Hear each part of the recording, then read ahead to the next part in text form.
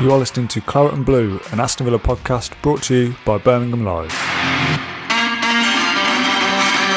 Hello, welcome back to the Claret and Blue podcast. My name is Dan Rolinson. I'm joined as ever by Ashley Priest. Ashley, how are you, pal? Yeah, all good. Friendly cancelled. A bit disruptive, isn't it? Pre-season so far, but can't be helped. So yeah, COVID reasons with Forest, wasn't it, I think? Yeah, exactly. So I think the lads will have a run out today between themselves, but Bristol Saturday, then Sevilla the following week, and we're all good to go. So yeah. Yeah, I was just getting ready to tune into Villa TV this afternoon at 1 o'clock to watch Villa play. I was actually quite excited to watch them. I know it's behind closed doors at Bodymore, but still want to see the players play football when we've not seen them for so long. So yeah, quite disappointing to see that one cancelled, but we understand why with the safety reasons. So before we get into that little topic, new background as well, by the way, for the podcast, new season, new background, like you said just before we started, inspired by the new kit. So I'm glad you don't think it just looks like an absolute Claret and Blue mess. If you are watching along live on Facebook at the moment, you can ask us questions and we'll go through those as we go. We did a little kind of quick fire session the last time we were on, so Ash, pick a number between 15 and 20 for me. 18. 18, right. We'll do an 18-minute Q&A. I'll set a time on my phone after we started talking about Forest. So first of all, just like the ramifications of the Forest cancellation, then we'll start another friendly, what's happening back for them today, they're all geared up, ready to play. So just kind of explain that situation and why that game's been cancelled for those that missed it. Yeah, I think the players were informed this morning around about 9 a.m. And a bit of to and fro. Forest were going to play an under-18 team at one stage, and Villa weren't up for that, wouldn't have been competitive enough. So it got cancelled. The announcement was at 11 a.m, 2 hours before kickoff. And those who purchased the game on Villa TV will get a refund. And yeah, Forest got a couple of COVID cases in their camp. So a bit of a precaution more than anything. I think the Villa, the first team squad, will have a game between themselves, have an in-house friendly on the academy pitch. It's probably happening now, to be fair. So they get some minutes in the legs there. And they need it, don't they, to be fair. In terms of booking in another friendly, there's a window next week, in midweek, before the Sevilla one, that they could get something sorted then. But nothing confirmed otherwise. So, yeah, Bristol and Sevilla are the final two as it stands. And I think they'll be an in-house friendly ongoing now. Right, we'll start time. We've got 18 minutes, the number that you suggested. So we'll try and do our best to fill this time. We did your questions to come through and fill 18 minutes worth of chat. We'll start with one here from Steve Ann, because he said, missed the start, lads. No worries, Steve, only just started, not this much.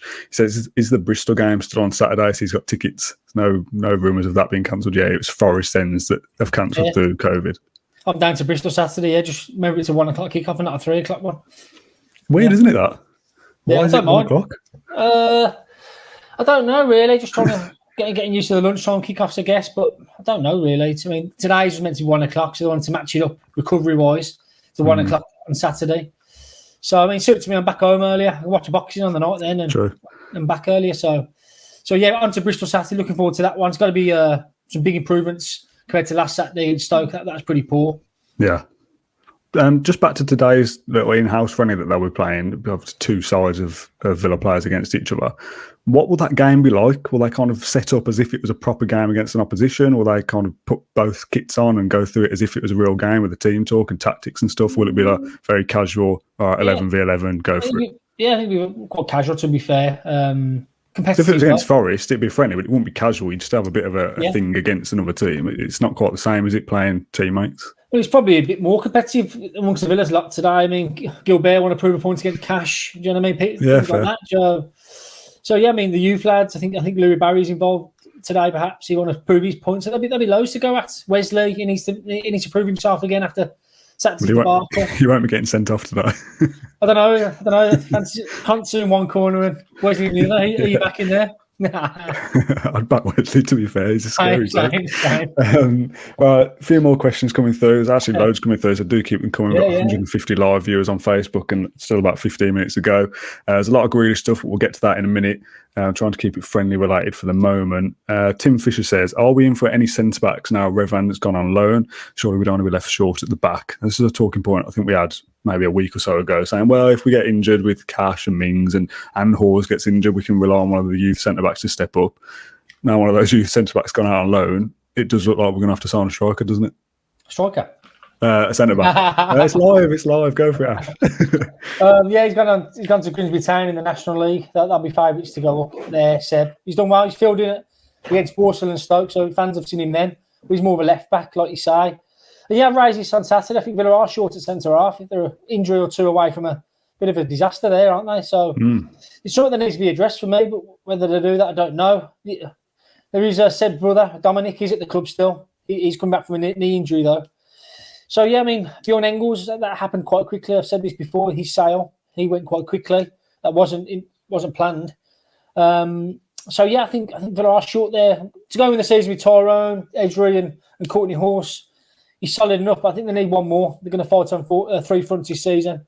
Yeah, they need one more just to be sure. So I think that could a deal there could go on later in the window. People are obviously aware of Axel Tuanzebe's availability, so discussions may be there. Yeah, Daniel, yeah, mentioned that Tuanzebe.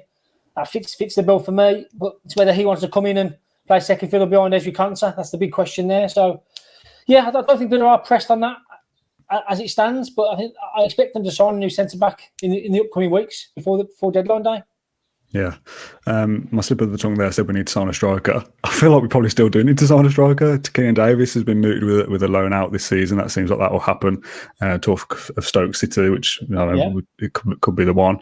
And Wesley gets sent off in a pre-season friendly against Stoke City, and you think, I don't know, is he good enough to be? Is he reliable enough to be back up? And there's fans in our comment section saying, his attitude's not right, get rid of him, etc. I don't know if I go that far extreme just off a red card in a friendly, but as a footballer, I feel like we lack the same depth up front that we do at centre back. So slip of the tongue, but a valid point that we probably need a striker as well. Yeah, spot on. If Watkins gets injured, then you see question marks coming out then, don't they? Who's going to fill in? Who can score the goals and who can be that relentless pressing machine up front? And is Wesley the answer? We're not. Nobody knows, are they? Nobody knows. It's unknown, isn't it? I am intrigued by Wesley, but big time. I wanted to see him at Stoke. I wanted to see him have a half an hour at Stoke, and we haven't seen him for that long, Dan. And he's been to hell and back with his injury. So I think Villa were fair to him to give him a real good crack this season to push Watkins. And before his injury as well, he was starting to show signs of a decent striker. He scored his goal at Burnley. Yeah, he's out for 18 months. So I've been dying to see more of him. I'd love to see him start on Saturday. I really would. I mean, is he going to get that start? I don't know. Everyone knows what Watkins is about. He's fit as a fiddle. You know what you're getting with Watkins, didn't you? But I want to see what Wesley's about. So I'd like to see him start on Saturday. He deserves a crack. But in terms of depth, I think Keane Davis does need to go out on loan. I think he really does. Stoke boss Michael O'Neill said he was in for him at the weekend. So I expect that to happen. Elsewhere, yeah, striker. It all depends on Wesley. Dean Smith said this before the last season ended. He said he'll assess Wesley before making any moves on a striker. So I think he's still checking in on that. Tammy Abraham, what's happening with him? We don't know. But yeah, as it stands, Villa are okay with their striking departments. They want to give Wesley a crack. And I think later on in the window, we'll see what happens there. But yeah, we'll see what Wesley's got in the coming weeks. It's so tough for them to assess Wesley, isn't it? Because he comes on against Stoke and gets himself sent off. Nottingham Forest today gets cancelled. You've then got Bristol on Saturday and Sevilla for the last friendly, which you'd assume you play your strongest side, which I think there's a comment about along those lines, which we'll come to shortly. Yeah. So there's not really any opportunity for Wesley to prove himself. So how can he how can he prove himself to be a backup striker or better than that? Who's not to say that he's good enough to come in and make a role alongside Watkins out of nowhere? If he can't even prove himself in pre-season, it's all well and good saying, we'll assess him. But if there's no opportunities to do so, then the window's closed. You're kind of stuck with this player and you've got no backup as well. It's one of them, though. If you're bringing a striker in, I mean, he's going to play second field as Watkins, isn't he? That's a given, isn't it? So I think Wesley is happy to do that now. He's slowly working himself back. He'll want the odd minutes. I think he'll play in the Carabao Cup maybe. He'll start there and go from there and hopefully get some minutes in and make an impact from off the bench. So, I mean, Villa going out to buy a striker, who's going to come in? Because Watkins is the main man, isn't he? I suppose the perk is as well that he's very different in style of play to Watkins, so he offers you something totally different. Yeah. We'll see how it plays out, Dan.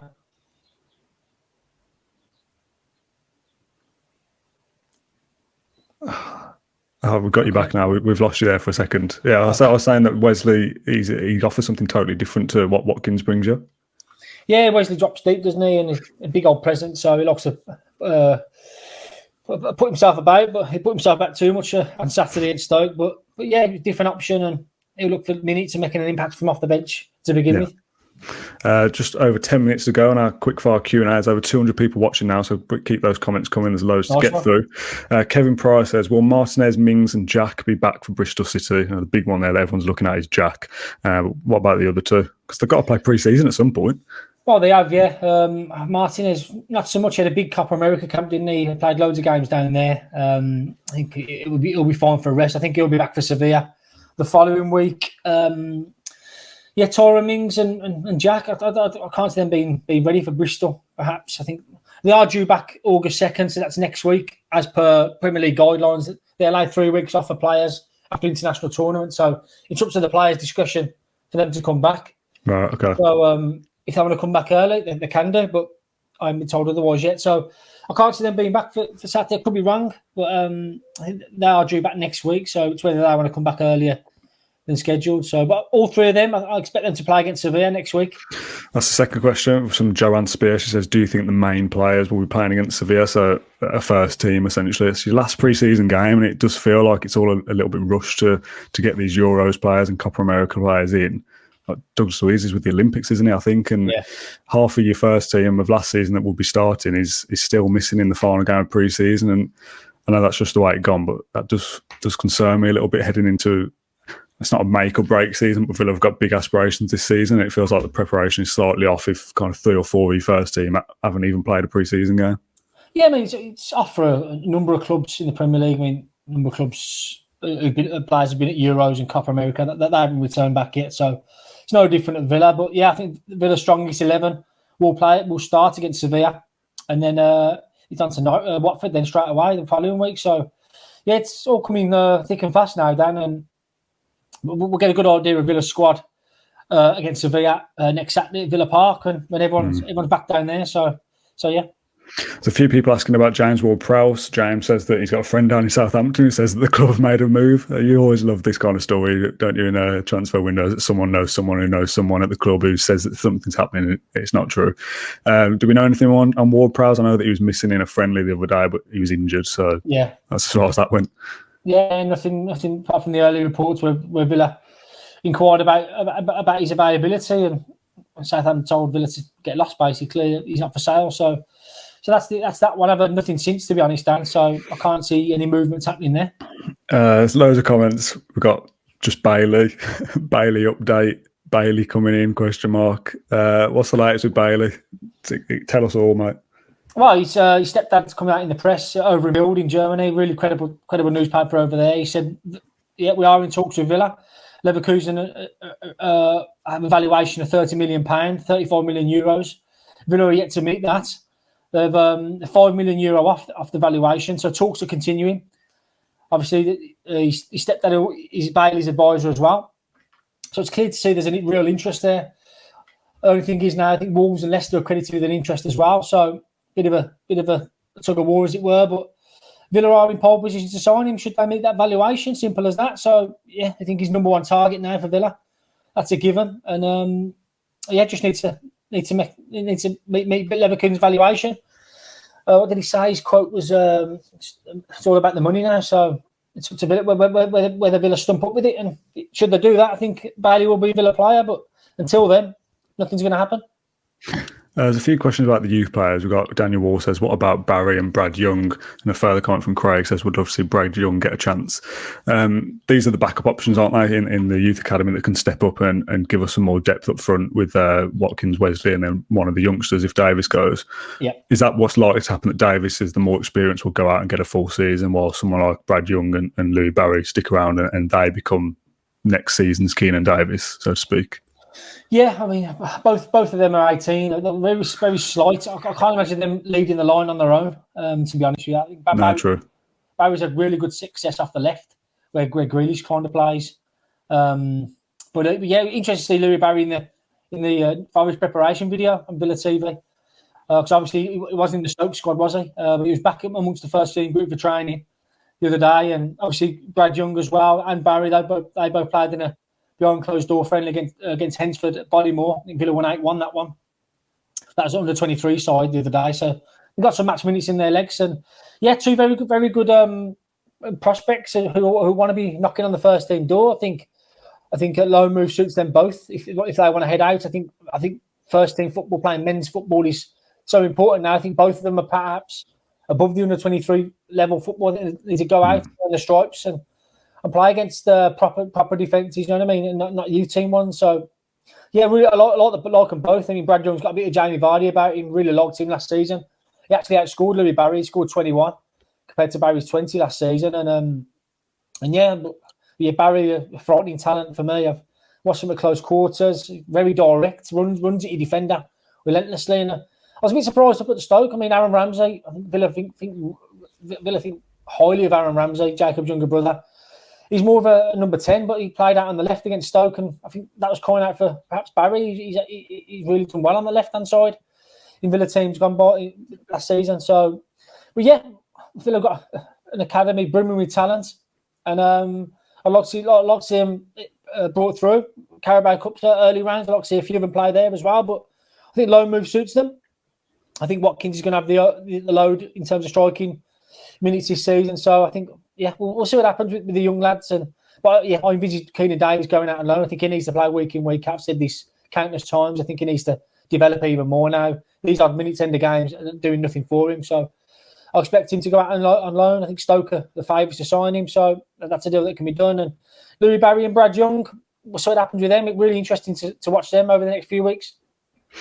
Follow up to that then from Chris. He says, why don't we send Wesley out on loan so we can get properly fit? Why is all the talk about Davis going out? Yeah, that's true. I mean, Wesley needs to be around. I mean, Wesley could go out on loan. That's easily viable, but I think Villa want to keep him around the camp. He's had a horrendous year, hasn't he? And Villa want to keep him involved. If he gets sent out on loan, I mean, Wesley probably questioning himself there, thinking, is my Villa career done here? Because I got injured. They don't want me around the place. So I think Keenan Davis going out on loan makes more sense than Wesley. Yeah, I think between the two of them, I think Wesley could probably press a bit more than Keenan does. Keenan's more of a back-to-goal merchant than Wesley. Wesley can run in behind, but Watkins is the main man. And like you say, there's not too many options there, is there? I mean, to come in. Haven't got a Tammy to come in or anyone like that to really push Watkins at present. So yeah, I think Watkins is down for a big season. Let's hope so.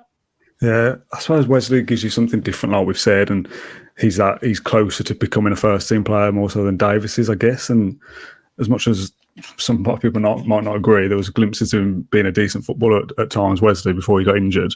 Cost us 22 million. Exactly. Like something that the club saw in him that made him cost 22 million. So this is not like some throwaway bum footballer from non-league that we're all just going to go, oh, he's clearly not good enough. Our scouts and our recruiting department that we all speak of so highly saw something in Wesley that was worth breaking a club record fee for, I think it was at the time, just before Mings. So I don't think they just throw that all away and say, oh, well, you got injured, so go out on loan now. But fitness is key and he's got to build it up somehow.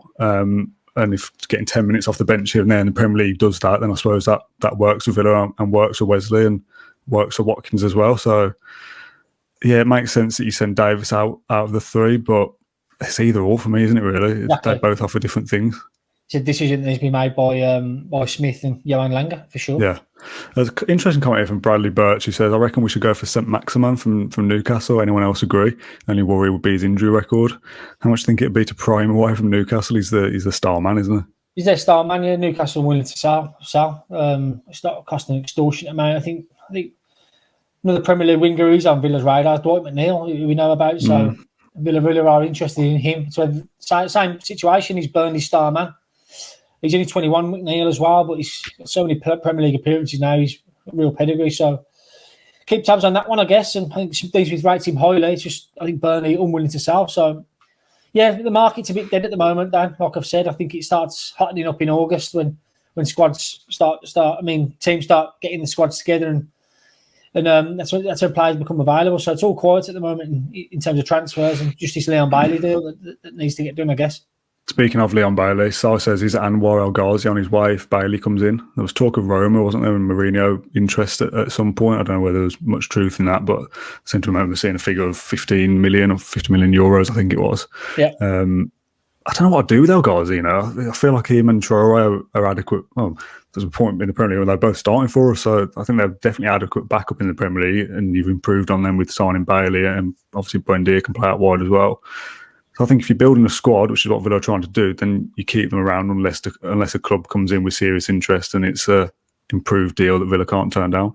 Yeah, it's a squad game, isn't it? Do you know what I mean? Villa, it's going to be a busy old season, long old season, and when our guys are coming to the team last season, he scored 10 Premier League goals, so let's not forget that. But the only point there is he entered in the last 2 years of his deal. I think his deal runs out in 2023. There's no deal on the table for him to extend his stay, so it does point towards an uncertain future, I guess. But listen, Dean Smith rates him so highly, as does his peers at Villa, so it'll be up to him to prove a big point again this season. I think Amway has to do that every season going into a new season. So, is he allowed?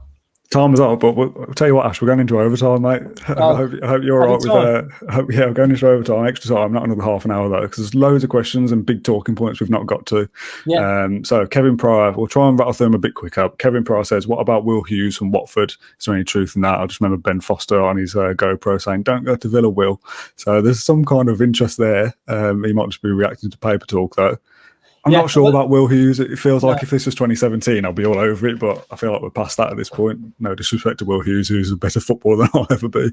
Yeah, same. I mean, I've heard nothing concrete regarding that. I think Craig Shakespeare knows him well from his little stint at Watford. So, but yeah, I've heard nothing of that. I don't think they'll need a player of that ilk, to be fair. I think left-footed player, playmaker kind of player. I mean, McGinn, he's like that, I guess. And I can't see Villa going there, to be honest, Dan. I really can't. No, I don't know. He'd be coming in as backup, wouldn't he, for me? And I don't know what his cost would be, but it doesn't seem like money well spent to me. But if it happens, you get behind him, and that's how transfers work. There's a few questions asking about Morgan Sanson. James says, if he's fit, does he save us money in midfield? Is he the backup addition that we're kind of forgetting about? Well, I guess we don't know, do we? We haven't seen too much of him, Dan. He's still out with a knee injury, as far as I'm concerned, and his pre-season's been a bit non-existent, hasn't it? So he'll take time to come get back to shape. So £40 million buying back in January. Started the first few, struggled with the pace of it. I think he told Dean Smith training was pretty hard for him. So yeah, real big season. Really intrigued to see how he gets on once he's fit. But he can save us a fortune in midfield. He's a player who's got plenty of Champions League appearances. Highly thought of, French under-21 international. Can do both roles, number 6, number 8, and number 10. So yeah, really intrigued to see how he gets on. But this pre-season hasn't helped. I mean, he picked up his knee injury against Fulham in the April, so that's a bit of a concern. But yeah, we'll see where he's at once he's fit. I mean, I haven't had a chance to ask Villa about any injuries yet. Villa aren't doing any press, so we'll see with that one. But yeah, a bit of a disruptive pre-season for the Frenchman, but hoping he can come back and prove a point. A few questions about Alvarez from Argentina. This is quite an interesting one, isn't it? Because a lot of the reports coming out from the Argentina side was that Villa were in for him, and it all sounded pretty concrete from their end. And then there's the talk of Leon Bailey comes up, who plays in the same position. Yeah. And you wonder whether Alvarez was a target at one point, and then Bailey comes up as being available, and we put all our eggs in that basket as being the better option of the two, or that the reports in Argentina were never true in the first place, and we weren't ever in for Alvarez. The transfer window is so things change so quickly, and there's always so many different variables to it that it could be true that we were interested and moved on, or the interest was never there in the first place. But it doesn't seem to be that it's going to happen now, because that position can only be filled by one player. Bailey seems to be the number one target, and then you've got Traore plays the right side, Buendia plays the right side. There's no room for Alvarez then, is there? No, it's hard to get information from Argentina. I mean, we'll never know the true ins and outs of the Alvarez interest, and even if there is one. But I mean, reports came from Argentina about Villa's interest, about buyout clauses and talks over in the UK with his agency. But we'll never know, Dan. I think it's all shifted towards Leon Bailey now. That's been quite strong. His stepdad's come out and confirmed that as well this week. So I think Villa are pressing ahead with that one. I think want to get that one done. I think it fits the profile Villa are looking for. Mentioned this player banging form last season as well. Only 23. Yeah, he fits the bill. So we'll see if that deal can get done over the line. Yeah, it just seems like the money thing, doesn't it, at the moment? That Yeah. if they want 35 million and we've gone in and offered 28 plus add-ons or something, then just pay the 35, get the player that you want and move on. Pete Bainbridge says, will we replace John Terry? I think you did a little bit of Facebook Live yesterday or the day before, whenever it broke, of Terry leaving the club. Do we replace him, or is Craig Shakespeare the natural replacement to step up and just be a three-man team?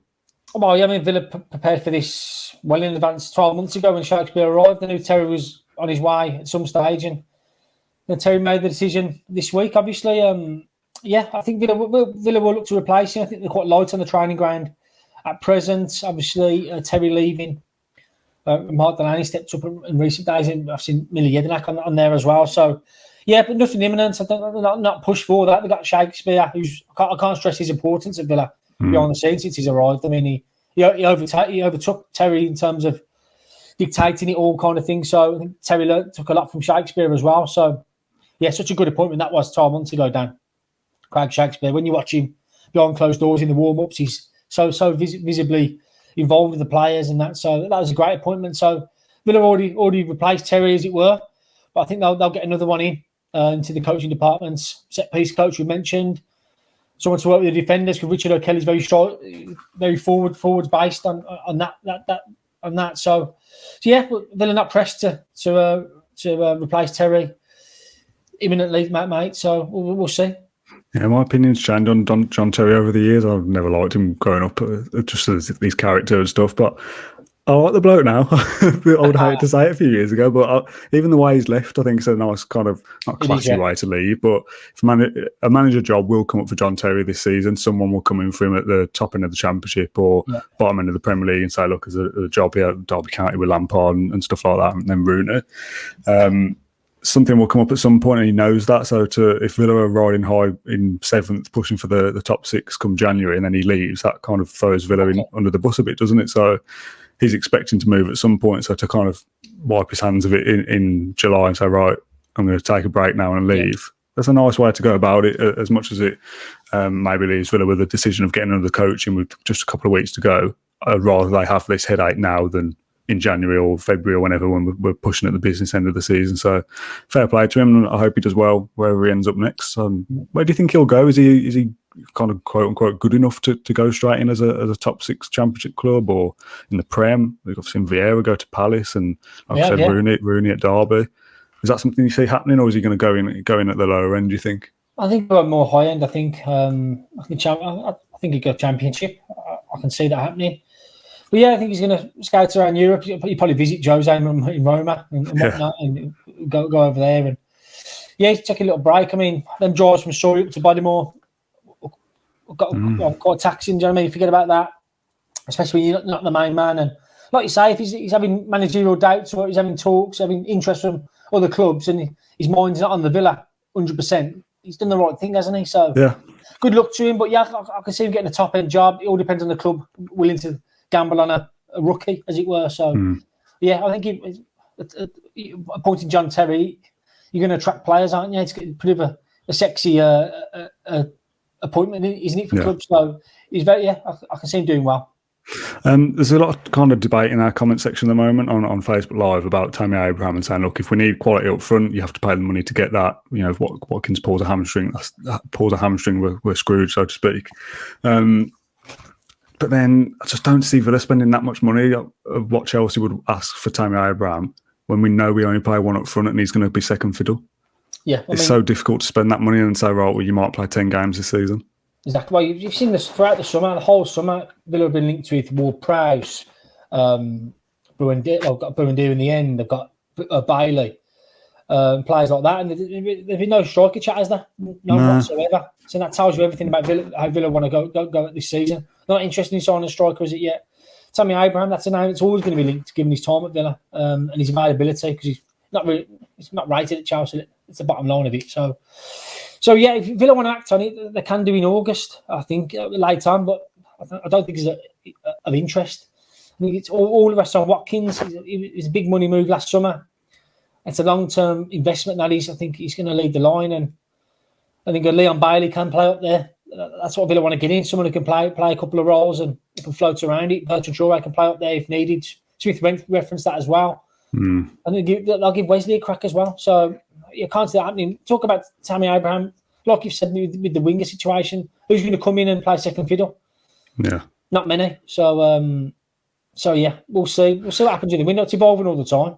You've heard Smith talk in the past about like deals that are too good to be turned away. I think he said it about Martinez that just came up, and when a goalkeeper comes up with that ability, you have to go for it. Yeah. If something like that happens with a striker, Chelsea aren't suddenly going to go, 15 million, I'll get Tammy Abraham. But if someone of that level becomes available for that kind of price out of nowhere, a last minute deal happens somewhere at the parent club and they move on, then maybe Villa do go into a striker towards the back end. I think, well, that's too good of an opportunity to miss that we don't sign X player for 18 million. Yep. But if you know that Ollie Watkins is your main man and you've put your big bucks behind him and he's proved it last year, to then go and sign Tammy Abraham for 40 million plus, he's not going to sit on the bench and be happy with that. He's going to be on a massive contract to do so. Ollie Watkins isn't going to be happy with coming in to be displaced out of the team by Tammy Abraham when he's done nothing wrong. So it upsets the squad dynamic. It's a financial decision that just doesn't make sense. But like I said, to sit here and say Villa aren't interested in a striker, yeah, that might be true as of today. That doesn't mean Villa won't sign a striker this window if something becomes too good to turn down. So we'll wait and see what happens. If something happens, it does. But part of me is a little bit concerned to go into a season with just Watkins and Wesley as your main two strikers, because even Wesley as a main striker is potentially unfit and unproven. So you're relying on Ollie Watkins' hamstrings to hold up for another 38-game season, which touch wood it happens, but you never know. We'll talk about Grealish then to leave. Loads of questions at the start of this. We didn't really answer them because we wanted to move on to other things. Because whilst it's a big talking point, there's just a lack of any actual information at the moment. That's the problem with it. There was a little bit of an inkling that he was back from holiday Monday, we all thought. That's now going to be next week and probably not involved at Bristol unless, like you said, he comes back early, which I think McGinn went back early, didn't he? He wasn't due back and then went back from Scotland due to. But he's entitled to his holiday. That's absolutely fair. And the stuff from Man City comes out today, or the Man City end. Basically, anyone associated with the Man City end thinks he's leaving. Anyone associated with the Villa end thinks, well, it could happen, but Villa will offer him a new contract at some point. So he's due back in next week. Villa will sit down with him and have a chat and say, look, we don't want you to go. Here's twice as much money as you were on, whatever it is, 5-year deal. And if he doesn't want to leave, he'll sign the contract and stay and everyone's happy. If he says, look, it's time for me to go, and Man City pay the money, he'll go. That's as much as the information that is out there. The only person who knows what's going on is Jack Grealish. None of us know him personally. He's not going to come onto a podcast and say his thoughts. He's not going to stick it out on Twitter and say, here he is. I've got Jack on the line again. what are you thinking?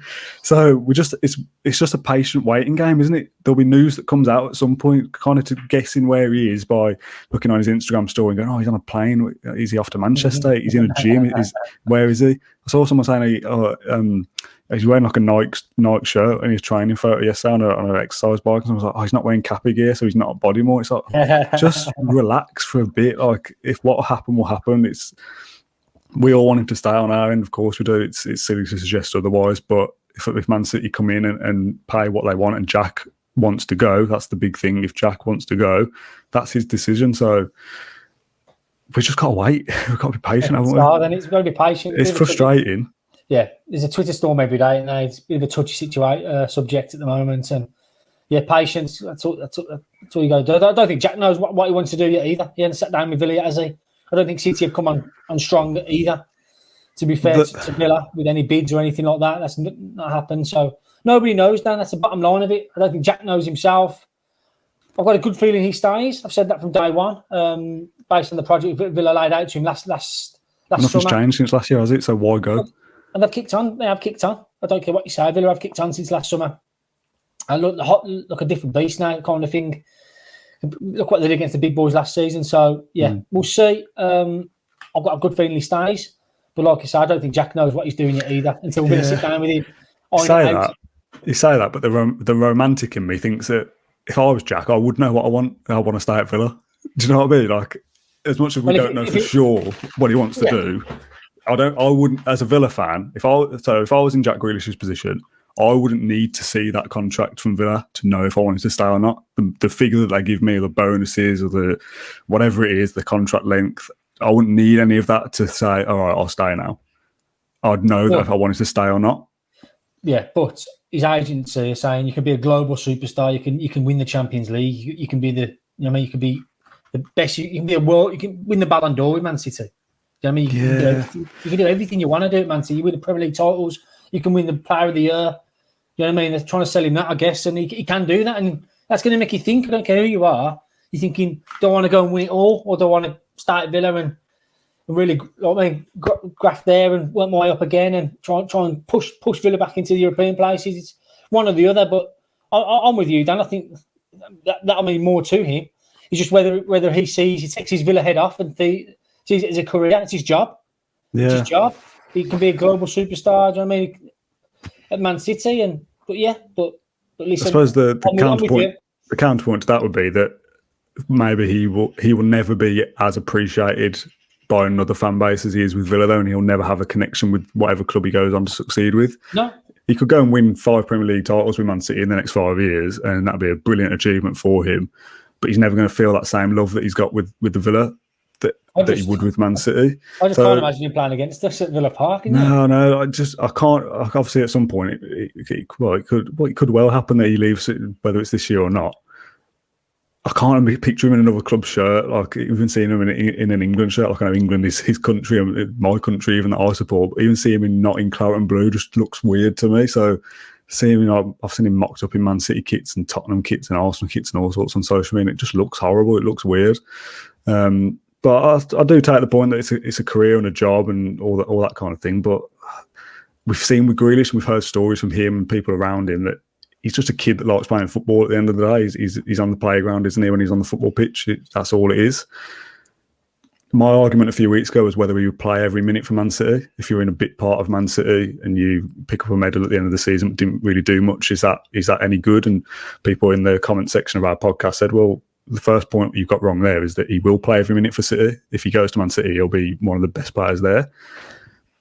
I don't know whether that's true or not. I don't know where he goes straight in. My personal opinion is, yeah, absolutely, he's good enough to go there straight in and play every single minute. But in a Pep Guardiola team that rotates a lot, is that the case that he goes in and plays every single minute? I'm not so sure. So if he's not getting the game time, I think that frustrates someone like Jack Grealish, who only cares about playing 90 minutes of football. As much as his agent and family or whoever will be in his ear saying, look, you can be this, you can be that, you can be on posters of this, you can be on the front cover of FIFA or whatever it is that being a global superstar brings you. That's not playing football, is it? That's not being a superstar in front of Man City, so in front of Villa, sorry. So I would stay for Villa. There's a comment here from Rob Henry, says, if you were offered a top job at Man City as their top media guy, would you pack up reporting on Villa? No. I would still rather, if I was obviously I'm not working for Villa doing this, but if I was working for Villa and I was offered twice, I suppose it's different, isn't it? I was about to say, if I'm offered twice the money, I still turn it down, but twice the money for me isn't the same as twice the money for someone who's already a millionaire. Yeah. The difference between 100k and 150k, yeah, it's obviously a lot of it. It's a big improvement, but it won't make that much different on Jack Grealish's life as it would for me to be on 25k or 35k or whatever. Yeah. So maybe I would take it for the money, but I'd still always have that affinity that I'd rather be at Villa. So I don't know. If I was a footballer, though, it's different being a media guy and a footballer. You know, I'm not loved as a media person. You are loved as a footballer by that crowd that you go out and play for. So if I was a Villa fan playing football for Villa, I would never leave. I wouldn't care about playing for anyone else. The money wouldn't be a problem for me. I'd play for 5,000. So I say 5,000, not that's nothing. But when these big deals are going around, that's why I wouldn't need to see Villa's contract to go, I'm not so sure about that. It's only 5 years. I can get 6 for Man City. It's only 140k. I can get 200 for Man City. 140k is plenty. I'll absolutely take that. I can stay at Villa and be a living legend here. So I would stay. That's as far as I can take it. He might leave if that's what he wants to do. All power to him. Slightly off topic, but not so much because I don't want to get too into it. If he does leave, how will you view him? Interesting, isn't it? Will you care if he wins? Will you be happy for him if he wins a Premier League with Man City? Or will you think, oh, yeah, that's our boy doing well?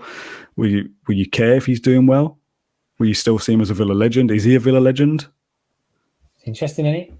I don't really talk about it if he does go, but yeah, interesting, isn't it? If he doesn't make that decision, what it would say to me, is he doesn't believe in Villa's project. Then he doesn't believe in it no more. That's why he wants to move on. Obviously, he believed in it 12 months ago. Villa have kicked on since then. He doesn't believe in it anymore, so he wants to move on. But yeah, I don't know to that question. Really good question. That Dan. Don't know how I'd feel. I don't want. Yeah. Hopefully we don't need to understand how we view Jack Grealish when he goes. To comment here saying that my little rant there, that's only my opinion. Everyone's is different, and that's why we don't know what Jack Grealish is up to. I could say I want to stay. You could say no, I'd leave. Jack Grealish could be doing exactly the same thing in his head. So it's hard to say what he's thinking. Just on my last question there, I wouldn't care what he does after Villa. He's not a Villa player anymore, so he's just another footballer. Yeah, I'd still see his little highlight reels on Twitter or Match of the Day and think, oh, what a lovely, classy footballer. But I wouldn't think, oh yeah, Jack Grealish has won the Champions League for Man City. What a lovely achievement for him, because it's Man City have won the Champions League, not Jack Grealish FC. Like, we're not Jack Grealish FC, and wherever he goes next, it won't be that. So yeah, local boy goes on to do well, but he's not a Villa player, so. I'll be the Amy Buendia fan club if Jack Grealish leaves. I'm focused on the players that we've got, not the ones that have left. I don't care what they do after. 100%. Then the show goes on, and I think we'll look to move on to bigger and better things. 100%. We won't have the rumours every summer then either. So yeah, and we'll have 100 million plus to spend as well. So it's not all bad. But we'll talk about that if he ever goes, which I'm still hoping he won't. And I've got a good feeling he stays as well. Chair's stuck, and we'll talk about it next week. At some point, we'll do another podcast. I think that's it, Ash. We're planning to do 18 minutes. We've done 40. So thanks everyone for all the questions. We've made this a big bumper episode and a big Q&A with all things Aston Villa covered. Thanks, Ash, for your time. Appreciate it. No, thanks everyone for joining. Makes my day. So yeah, good stuff. Thanks for all your questions, guys. I was going to say we'll report on everything coming from Nottingham Forest, but that's been cancelled. So we'll be here with all the latest Bristol City reaction on Saturday. Stay tuned. Thank you very much for watching, and we'll see you again soon. Thank you for listening to Claret and Blue, an Aston Villa podcast. If you enjoyed today's episode, then please do let us know. We love hearing your feedback. We'll be back soon with another episode, but until then, up the Villa.